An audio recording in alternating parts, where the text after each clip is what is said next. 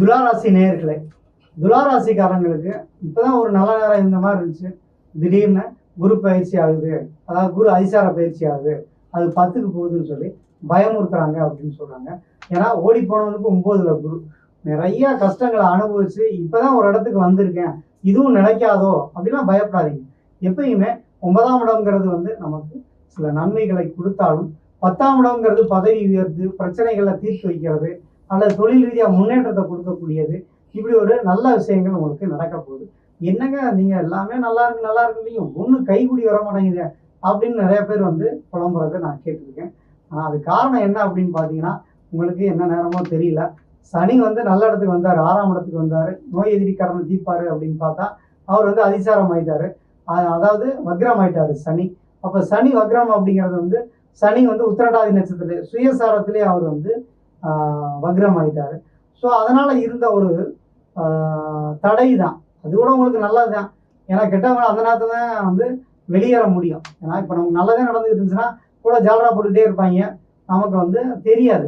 சரி நம்ம ஒரு பெரிய பரவாரி மாதிரி நம்ம கெட்டவங்களுக்கே நல்லது செய்யறோம் அப்படி இப்படின்னு சொல்லி போகக்கூடிய ஆள் தான் நீங்க துளாராசிக்காரங்க.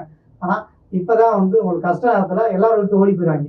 அப்பதான் ஓ கஷ்டம்னா கூட ஆள் வேணுமோ, நம்ம வீணா பகைச்சுக்கிட்டோம், நல்ல ஒரு பகைங்கிறது நம்ம வாழ்க்கைக்கு பயன்படாது. அதனால நல்லவங்கள நம்ம அனுசரித்து வச்சுக்கணும்.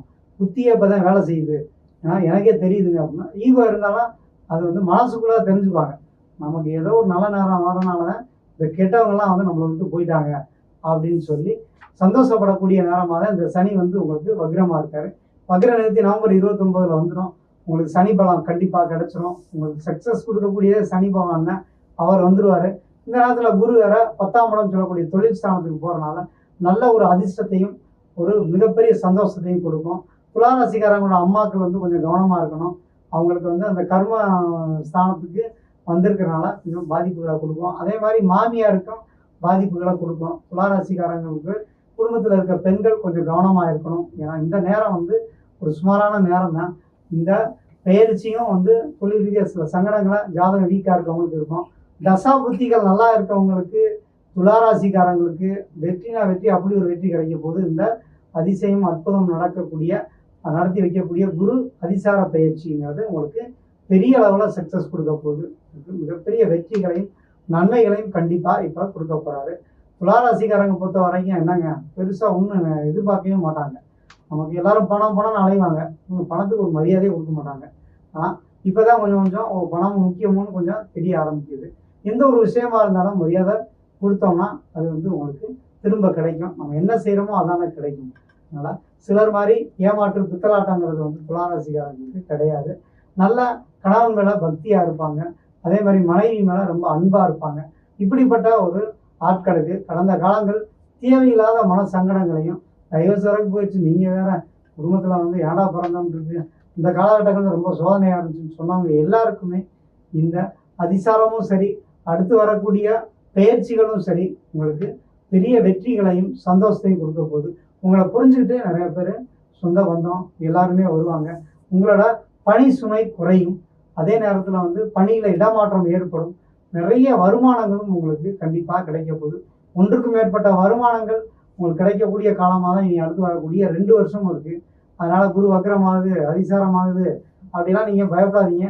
உங்களுக்கு அது நன்மைக்காக தான். அதனால் நன்மைகளும் வெற்றிகளும் உங்களை தேடி வரும். துளாராசிக்காரங்களுக்கு எண்ணம் போல் வாழ்க்கை.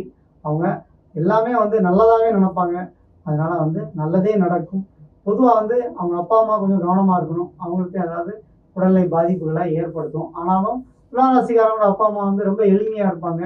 அவங்க அடுத்தவங்களை எல்லாத்தையும் அனுசரித்து போவாங்க. மரியாதை கொடுக்குறதுல அவங்கள மாதிரி யாரும் இருக்காது.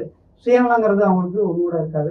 பிடிச்சவங்களுக்கு மட்டும் சிலர்லாம் செய்வாங்க, அல்லது பாசம் இருக்கவங்களுக்கு தான் செய்வாங்க. ஆனால் அவங்க அப்படிப்பட்டவங்க இல்லை. துளாராசிக்காரங்களோட அப்பா அம்மாவை பொறுத்த வரைக்கும் பகைவருக்கும் நன்மை செய்யக்கூடியவங்களா இருப்பாங்க.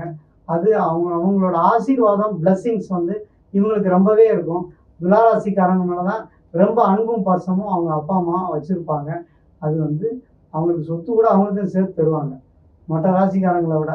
அதனால் துளாராசிக்காரங்களுக்கு மேலும் மேலும் சந்தோஷமும் மகிழ்ச்சியும் கிடைக்கக்கூடியதாக தான் இந்த குரு அதிசாரம்ங்கிறது இருக்கு.